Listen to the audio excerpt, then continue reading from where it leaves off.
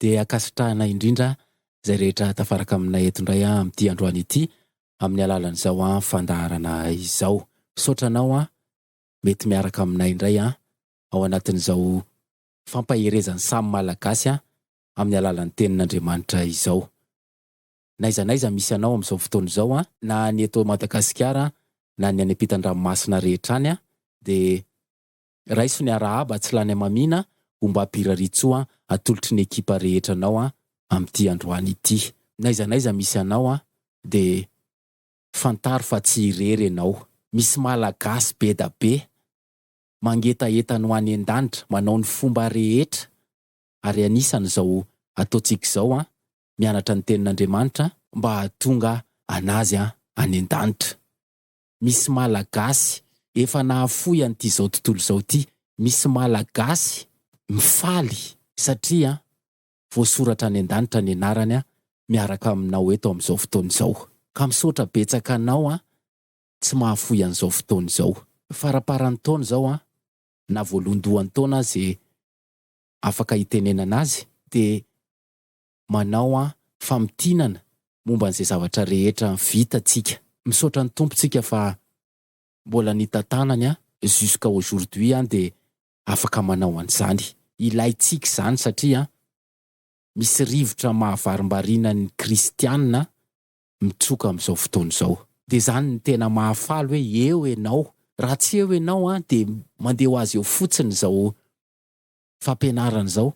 Fa eo ianao dia tsapa mihitsy ny fanahy iray manangona antsika fa na tsy mifankahita ary dia misy fifaliana, misy fahazotoana, misy hery hoentina mihazakazaka. Ka raiso mihitsy ny fankasitrahana tolotry ny ekipanao amin'izao fotoana izao. Misaotra betsaka dia ny firaritsotso miova na faran'ny taona na voalohan'ny taona na tenatena taona dia ny hofenoana ny herin'Andriamanitra ny malagasy rehetra. Mba azonao an-tsaina ve zany hoe ny malagasy rehetra zany feno ny fanahan'Andriamanitra, feno ny herin'Andriamanitra dia izany no horariana ary omeny tompo izany ho an'izay rehetra matahotra azy. Omeny tompo izany ho an'izay rehetra mangetaeta. Ka aza manaiky ianao amin'ny izao fotoana izao raha tsy mandray ny herin'Andriamanitra. Izao fandaharana izao dia mampatsiahy sy hamerina ny maro amin'ny fahamarinana. Efa nianarantsika foana izany fahamarinana izany fa hozy ny Baiboly hoe ny teninao ny fahamarinana. Hitsikitrihana foana ny ananan'ny malagasy Baiboly version physique. Baiboly tena izy isahiranana avadibadika. Fanontaniana mipetraka foana ho an'ny tsirairay avy. Fa maninona tsika ny manana zavatra, manana akanjo hitafiana. Fa maninona ny Baiboly no adino amin'ny ankamaroan'ny malagasy. Dia na tsy manadino ary fa manana telefônina malagasy fa tsy manana Baiboly tena izy. Tsy mitovy mihitsy ny mamaky Baiboly ao anaty telefônina na tablety na amin'ny ordinateur noho ny ianao manana Baiboly boky taratasy tena izy. Ka amin'izao fotoana izao manasa ny malagasy rehetra raha anao kadô ihany, raha hividy zavatra lafo ihany amin'izao akatoko ny faran'ny taona izao sy ny voalohan'ny taona, raha andany vola ihany mividiana Baiboly. Raha amin'izao andro mampidi-doza izao no misy olona mieritreritra fa ho voavonjin'ny fisainany sy ireo tenin'Andriamanitra tadidiny taloha fa tsy aina, tsy hamaky Baiboly dia mampatahotra ny toe-panahiny izany olona izany. Fa tsy haharesy an'ity izao tontolo izao ity mihitsy satria izao tontolo izao dia manana ny fomba ny rehetra andresena lahatra na ny kristianina ary mba tsy hamaky Baiboly. Ka androany aza vela ho raha-pitso intsony ny fanapahan-kevitranao anana Baiboly. Ataovy izay fomba rehetra nanana Baiboly na anafarana aty Madagasikara. Naiza ahitanao Baiboly. Tsara raha Baiboly amin'ny teny gasy satria malagasy tsika dia ataovy izay ananana Baiboly. Androany tsika ndao hisaotra ny tompo fa mbola misy Baiboly be da be. Mbola afaka vidiana tsara amin'ny Baiboly. Ny sasany ary azo maimaim-poana. Ny Ny sasany atao kadô. Ndao hisaotra ny tompo fa mbola misy tenin'Andriamanitra. Ka raroto zao andro zao ny fahatsaran'ny tompo sy ny famindrapony ananana baiboly. Fa anenina ny olona tsy anana baiboly. Ny mamaky baiboly ary mbola indraindray tsy tadidy reny verse reny. Maika fa ny tsy manana. Ndao hisaotra ny tompo fa mbola misy baiboly amin'ny teny malagasy be da be disponible ho an'ny malagasy. Ndao petraka eo pelantanan'ny tompo ny fianarana ataontsika androany fa mila ny fanatrehantsika. Jesosy eo mangataka ny fanatrehanao zay amin'izao fotoana izao fa hianatra ny teninao. Anao inona eto zahay? Inona ny vitanay? Inona ny fantatray? Inona ny herinay? Raha tsy eto ianao, zay efa zatra miankina aminao dia angataka ny fanatrehanao zahay. Tompo, manatrehanay hatramin'ny voalohany ka hatramin'ny farany fa hianatra ny teninao zahay. Tendreo amin'ny tananao ny malagasy rehetrarehetra n'aiza misy azy amin'izao fotoana izao. Vonona ny hianatra ny teninao. Fenoa ny herinao sy ny fanahinao masina ny tsirairay avy mba tena hifantoka hanao zava-dehibe an'izao fianarana izao. Tompo, hitondra fampianarana ho an'ny tanora izahay amin'ity androany ity, ka sio ny tanora rehetra izay tafaraka aminay amin'ity androany ity. Mamindrafo amin'ny tanoranay fa betsaka nefa mivily lalana. Betsaka ny manohatra, betsaka ny tsy azo anarina intsony, betsaka ny tafalatsaka any amin'ny tsy fahalalana. Mamindrafo amin'ireo tanoranay ireo. Jesosy eo ka sio manokana ny tanora mba anaiky ety ampianarina ankatony teninao. Miaraha aminay eto fa tsy manana hery zay herovana ny tenanay, fa zay manana ny mpanjaka ilay manana ny fahefana sy ny hery rehetra eo an-tanany. Izay yankina aminao, izay eo ambany elatrao fa ao ny misy ny famonjena. Ankininay aminao zao fotoana, ankininay aminao ny fitaovana, ankininay aminao ny rehetrarehetra, ankininay aminao ny teny mba ho tonga soamatsara any amin'ireo tanora ireo. Dera sy laza sy voninahitra mandrakizay no atolotray anao ry mpanjaka ny mpanjaka, tompony tompo, amin'ny anaranao nanaovan'ny malagasy rehetra zany vavaka zany, tsika rehetra na hoe amen. Manasa ny tanora ary mba hiaraka eto indray mba hianatra ny tenin'Andriamanitra. Raha misy manana tanora any ka mbola tsy ôry zareo dia ndao hiara-iasa tahaka ny mahazatra, ndao antsoina ny tanora fa tokony hianatra ny tenin'Andriamanitra ny tanora. Ety amboalohany dia asaina ny tanora mba hifantoka tsara. Asaina ny tanora mba ho mpakatoy ny teny. Rehefa miresaka tanora amin'izao fotoana izao dia manohatra. Rehefa miresaka tanora amin'izao fotoana izao dia sarotra tenenina. Faly ny ekipa rehetra amin'izao fotoana izao fa tsy projet momba ny développement personnel na ireo projet rehetra leadership na ireo projet rehetra hoentina amin'ny tanora no hoentina amin'izao fotoana izao fa tenin'Andriamanitra. Dia faly zahay hizarana zany amin'ny tanora. Zany mahatonga hoe manasa anao mba hanana toe-tsaina mpakatoy. Mba hoaka mihitsy aloha zay le manohatra foana fa androany meteza anarina satria mbola tanora ianao. Zany tanora zany mbola tsy manana expérience be dia be. Zany tanora zany mbola ao anatin'ny fanomanana no aviny. Ka raha olona hanomana no aviny no atoro hevitra ho be loha dia ho latsaka any an-davaka izy. Fa meteza ianao androany ho mpakatoy ny tenin'Andriamanitra. Salamo 7:100 andininy amin'ny anaran'i Jesosy. Inona no anadiovan'ny zatovo ny lalaka lehany? Ny fitandremana araka ny teninao. Efa nianarantsika foana zany hoe teninao zany fa baiboly. Dia mbola tsy mahavizaka na mahareraka ny mamerimberina an'izany hoe ny baiboly no tenin'Andriamanitra. Mila manana baiboly ny tanora. Atoranao androany natao hoe monde virtuel. Misy communauté virtuelle, misy application, misy logiciel, misy zavatra be da be virtuel. Ny dikan'izany dia tsy tena izy, tsy réel, tsy misy, tsy fizika fa virtuel. Raha azon'ny tanora zany hoe virtuel zany dia hanova zavatra be da be eo amin'ny fiainanao ny fahazonao an'izany atao hoe virtuel. Dia miresaka baiboly zao tsika. Asaina ny tanora mba tsy hianina amin'ny atao hoe Bible virtuel. Tontolony tsy misy zany fa saina ianao hiverina amin'ny realite ny tena misy de tenin'Andriamanitra tena baiboly. Boky manahirana mamaky azy mamadibadika. De ozy ny tenin'Andriamanitra hoe inona no anadiovan'ny zatovo ny lalan-kalehany? Ny fitandremana araka ny teninao.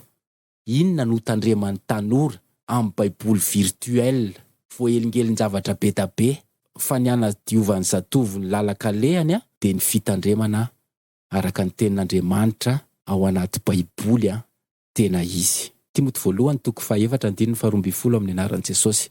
Aoka tsy hisy olona anao tsinotsinona anao noho ny fahatanoranao, fa aoka ho ohatra amin'ny mpino ianao, amin'ny fiteny, amin'ny fitondratena, amin'ny fitiavana, amin'ny fanahy, amin'ny finoana, amin'ny fahadiovana. Anatra mety efa ho an'ny tanora malagasy rehetrarehetra tia tenin'Andriamanitra voalaza ao amin'ny Timoty ity. Aoka tsy hisy olona anao tsinotsinona anao noho ny fahatanoranao. Misy periodana fahatanorana de ozy ny baiboly hoe mandritry ny fahatanorana io aoka tsy hisy olona anao tsinotsinona anao. Fanontaniana voalohany mipetraka amin'ny tanora rehetra amin'izao fotoana izao zay tafaraka aminay fa maninona ianao nataon'ny olona tsinotsinona? Satria ve miteniteny foana? Satria ve ratsy fitondratena? Satria ve tsy manam-pitiavana? Satria ve tsy manana toe-panaraka an'Andriamanitra? Satria ve tsy mino? Satria ve tsy madio? Tanora manalinaliny no efa nivily tamin'ny lalana nitondrana azy. Raha mba nampanaovina katesizy ihany, raha mba nampanaovina sekolalahady ihany, raha mba nampanaovina katekomena ihany, de rehefa tonga eo amin'ny fahatanorana de mivily lalana satria mieritreritra ny tenany fa efa olon-dehibe. Averina foana fa mbola tanora ianareo, na inona fahaizanareo, na inona habe anareo, na inona tanjakareo, na inona hatsaratarehanareo, mbola tanora ianareo. Tsy hitovy mihitsy amin'ny olon-dehibe, zavatra samy hafa mihitsy zany. De anaran'ny tanora izay rehetra ataon'ny lehibe, indrindra fa ny ratsy, de dingany ny fahatanorany de mikorotana ambony ambany ny fiainan'ny tanora. De zao hitantsika zao, lasa manavesatra ny tokantrano, lasa manavesatra amin'ny firenena, lasa manavesatra amin'ny fiangonana, de lasa mitsoka any amin'ny atao hoe tontolony tsy misy na ny monde virtuel. Miantso anao ny tenin'Andriamanitra miverena ianao amin'izao tontolo no arian'Andriamanitra iainanao zao, amin'ny fahatanorana zao. Aza mandeha mitsoka any amin'ny tontolony tsy misy ianao na ny monde virtuel zay misy ny communauté virtuelle. Tsy misy, satria any ny heverina fa afaka manao zay tiany atao, afaka miteny zay tiany atao, mamoaka ny zavatra rehetra zay tiany atao, de lasa mitsoka any ny tanora amin'izao fotoana izao. Raha tanora teo any an-danitra de tokony hiala any amin'izany toerana izany. Fa mitana ny tanora io tontolony tsy misy io de raikitrano ny tanora. Ndaontsika haka ohatra anankiray, manana namana virtuel firy ianao, de tena firy amin'io tena miresaka fizika aminao. Mba tena hatsapan'ny tanora fa tontolony tsy misy any, tontolony fitaka, tontolo manohatra n'ity tenin'Andriamanitra ity hoe aoka tsy hisy olona anao tsinotsinona anao, de lasa mitsoka any satria any mahazo j'aime, any mahazo like. Fa aoka ianao ohatra amin'ny fiteny, amin'ny fitondratena, amin'ny fitiavana, amin'ny fanahy, amin'ny finoana, amin'ny fahadiovana. Io tenin'Andriamanitra io de tokony ho soratan'ny tanora any amin'ny talaky maso azy ihany mba ho ataon'ny repera sy andinihan'ny tena amin'izao faran'ny taona izao. Davida de ohatra ray ho an'ny tanora raha teo amin'ny fahatanorany. Ny CV-an'i Davida tamin'ny fahatanorany de tokony ho ataon'ny tanora malagasy modely. Ao amin'ny bokin'ny Samuela voalohany 7:12, 9:20, vakiko aminao amin'ny anaran'i Jesosy. De namaly ny anankiray tamin'ny mpanompoka nanao hoe, indro ny anankiray tamin'ny zanak' Jese Betlehemita no hitako mahay mitendry ary lehilahy matanjaka sy mahery fo ary mpanafika sy malina amin'ny zavatra atao sady tsara tarehy ary Jehova momba azy.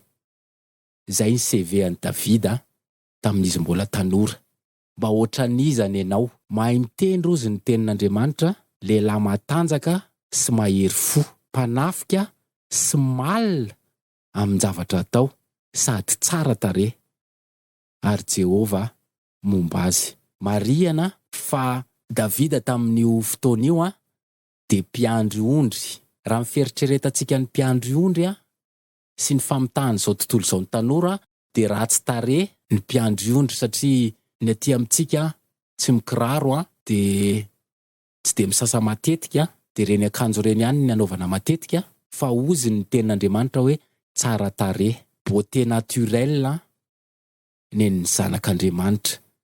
Raha misy tanora any amin'izao fotoana izao manisinisy zavatra be da be ny tarehy, atao an'izao sy atao an'izao sy atao an'izao, fitaka daholo zany. Fa ny CV-an'i Davida de milaza fa tsara tarehy izy, nefa mpiandry ondry, mahay mitendry, manana activité zany ny tanora. Inona zao mba ataonao satria mbola malalaka ny fotoana sy ny fisainana mba hianarana, matanjaka sy mahery fo. Tonga de hoary amin'ny tsirairay avy mihitsy izy, matanjaka venao, mahery fo venao amin'ny zavatra atao, ary mpanafika. Zany mpanafika zany tsy olona resin'ny torimaso tsy matory io fa de eo amin'ny telefônina eo foana de malezolezo, tsy mahita tory, marary maso, marary an-doha, fa mpanafika sy malina amin'ny zavatra atao. Zany qualité an'i David zany, mba eritrereto zany, malina amin'ny zavatra atao ve ny tanora malagasy, sa de zay rehetra lamody mivoaka de atao, sa zay tenenin'ny olona rehetra de arahana. Fa Davida de malina amin'ny zavatra atao, sady tsara tarehy ary Jehova momba azy. Afaka manoratra zay soratanao eo ianao amin'ny CV-anao, fa raha ery ambany ery tsy misy hoe Jehova momba azy de tsy misy dikany. Ampianarina ny tanora ny CV-an'i Davida amin'ity androany ity, fa ny zavatra rehetra hainao, ny qualité rehetra ho soratanao amin'ny CV-anao ao de tsy maintsy misy hoe Jehova momba azy. Mbola fanontaniana mipetraka koa, momba anao ve Jesosy? Momba anao ve ny Tompo amin'ny zavatra rehetra zay ataonao? Samy mamaly ny azy ny tanora malagasy rehetra. Ohatra faharoa, Josefa. Iresaka firaisana ara-nofo indray tsika alohan'ny fanambadiana sy firaisana ivelan'ny tokantrano. Ao amin'ny bokin'ny Genesis 7:30 andininy 7 amin'ny anaran'i Jesosy. Ary zao no niseho taoriany zany zavatra izany, nanompo ny masony tamin'i Josefa ny vadin'ny tompony, ka nanao hoe mandry amiko.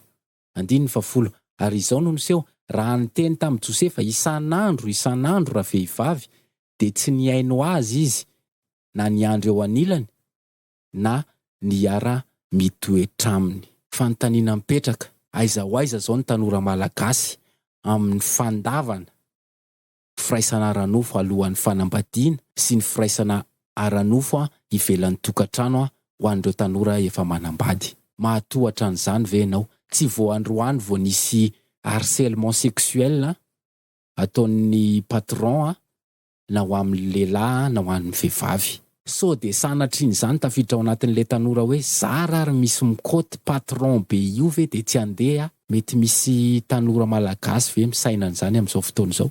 De ity ny tantaran'i Josefa, nitahiry ny fahadiovany, nitahiry ny maha-Virjiny azy na de lehilahy. Rehefa miresaka mantsy matetika de hoe ny vehivavy ihany no resana matetika hoe mbola vierge na tsy vierge tsony.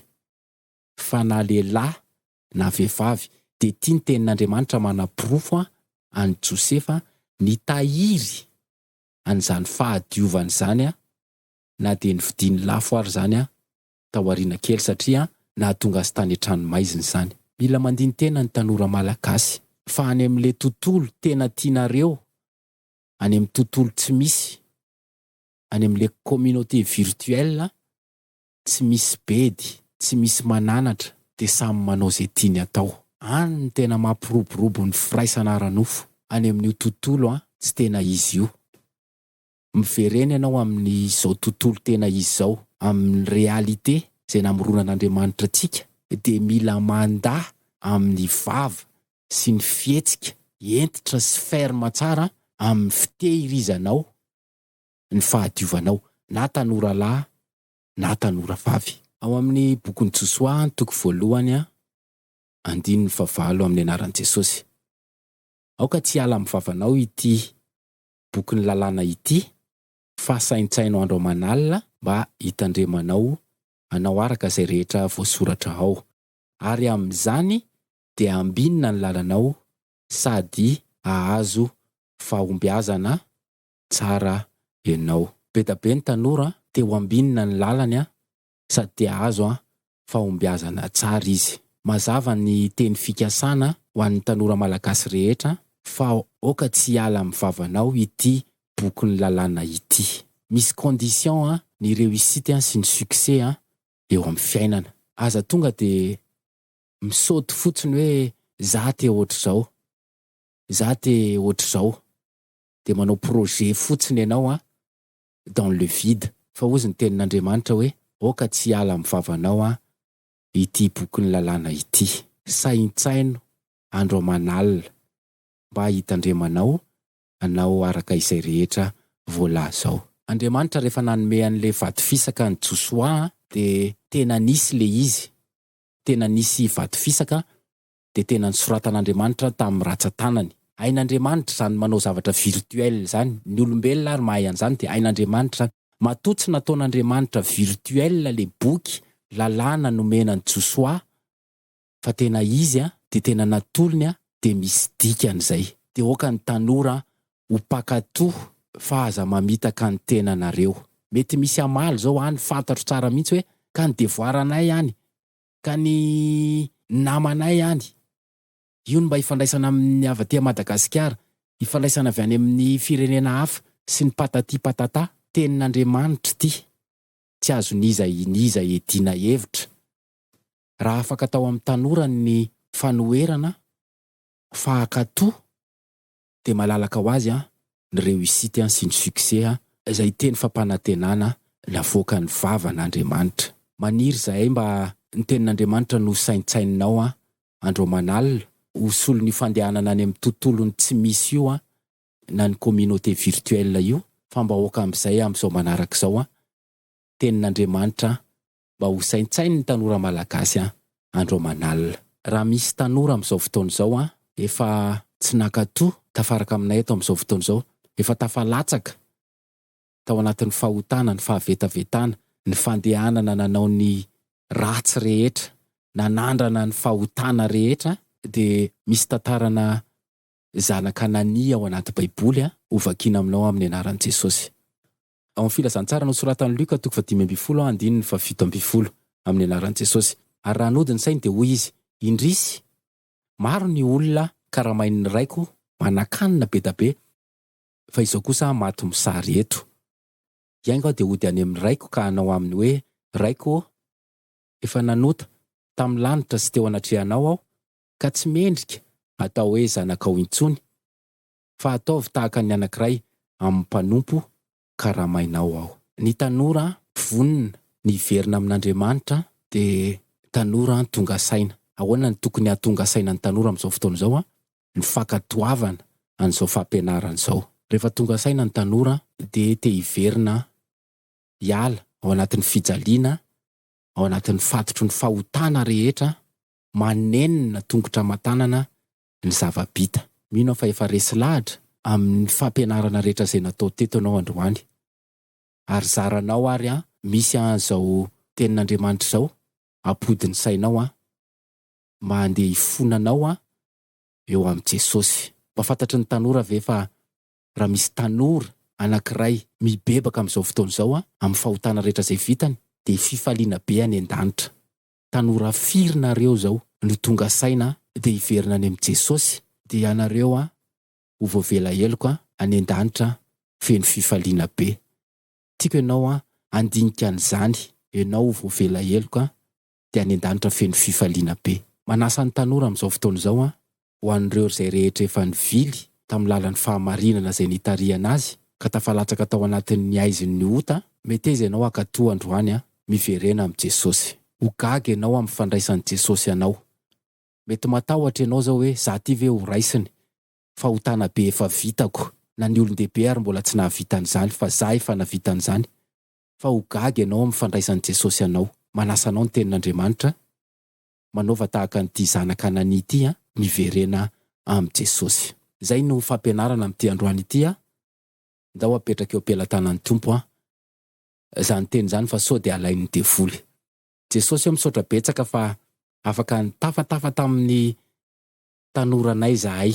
Rehefa miresaka amin'ny tanora dia efa matahotra Jesosy satria ninona projet efa nentina teo dia meza ny tanora fotsiny zany. Fa tenin'Andriamanitra ity dia zay tsy matahotra satria enao no miaraka aminay. Ny fanahinao masina no miasa amin'ireo tanora ireo. Ary feno fifaliana zay satria ampiova ny tanora malagasy zany. Tompo jereo reto tanora reto mangetaeta nefa voafatotra, tsy manan-kery, mba te hiala nefa efa misy fatotra. Jesosy enao mahay manafaka an'izany fatotra zany. Anaovy zava-mahagaga ny tanoranay. Fantatrao fa misy tanora tena teo afaka mihitsy amin'izao fotoana izao. Matoky zahay ny asa mahagaga izay ataonao. Misaotra betsaka noho ny tamin'ity androany ity. Misaotra betsaka ny fiarahanay teto tamin'ity taona ity. Ary tsy noho izahay fa noho ny fitiavanao ny tanora. Tompo mesamy reto tanora reto mba anana tanora malagasy reharehany ty Madagasikara ity. Na zay rehetra eto toerana nareo tanora mila ravinahitra any ivelany any. Mamindrafo aminay Jesosy, mamindrafo amin'ny tanoranay. Tompo matoky zahay satria efa betsaka ireo tanora niverina taminao dia noraisinao, nafahanao. Ka reto tanora mitady anao reto mbola mibadabada, mbola tsy mahay, mbola matahotra ny anatona anao matoky koa zay fa ny asa mahagaga izay ataonao dia ho tanora an' Jesosy koa ireo tanora ireo. Misaotra betsaka ny teninao, misaotra betsaka niaraka taminay, misaotra ny fanatrehanao. Dia rainay mandrakizay ny anaranao ry mpanjaka amin'ny mpanjaka, tompony tompo, lay velona mandrakizay. Amin'ny anaranao no anonoana amin'ny malagasy rehetra zany vavaka izany ary anao hoe amen. Mankasitraka ny rehetra niaraka taminay tamin'ity androany ity, na ny tanora na tsy ny tanora. Misaotra betsaka anao tsy niova radio. Mametraka mandram-peona ny ekipa rehetra fa mbola manantena ny fakahita ry tanora malagasy.